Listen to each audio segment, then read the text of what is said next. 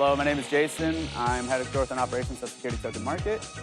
Internally, I just make sure everything runs smoothly and we get our stuff done. Externally, I look for partnerships and I look for ways to grow our community and be able to connect with everyone that follows us and at the same time be able to extend that. So my background goes back 4 years, starting at the University of Miami. Originally as a neuroscience major and went over to finance. And throughout my time, I did venture consulting at the Launchpad, which is our on-campus consulting for students, alumni, and faculty and staff. Through 4 years of that, I consulted in easily over 100 businesses and met Kyle and Herwig, our co-founders. And they, as well, were venture consultants there. So I learned a lot from them and their experience, followed what they were doing as they got started with Security Token Market while I was still in college.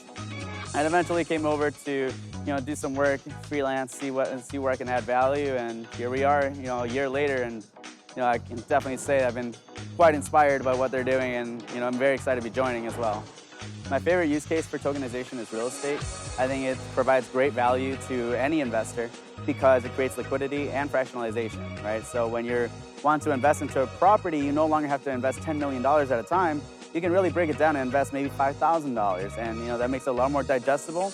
You have the ability to expose yourself to more variety of real estate properties, and at the same time, for an issuer, now if you want to sell, you don't have to look for someone that's willing to pay those $10 million. You can just liquidate whatever amount of shares you need at that time, and maybe still keep some equity in your piece of real estate at the same time. So there's a lot of versatility in that. There's a lot of ways to be able to put into good use, and at the same time, it creates exposure to international markets. Now you can invest in real estate, say in Mexico, as a United States investor, vice versa, and around the globe. So there's a lot of use cases for real estate tokenization on its own, not to mention tokenization of everything else. So differences between corporate America and entrepreneurship. I think working at a tech startup, you have a lot more flexibility to really take things on your own path and be able to take command of any ideas you have and really just put them to good use right away without having to go through too much scrutiny. So there's flexibility on that end. And you also have the ability to set your own hours, work whenever you want, however you want, which I think there's a lot of value because as many of us know, some of us work better in some environments than others. Some of us work better in some times than others. I'm more of a late night type person. I love working at nights, and I'm not really much of a morning person. With corporate America, there are set hours. It's very structured. There's a lot of hierarchy, which is great for organization.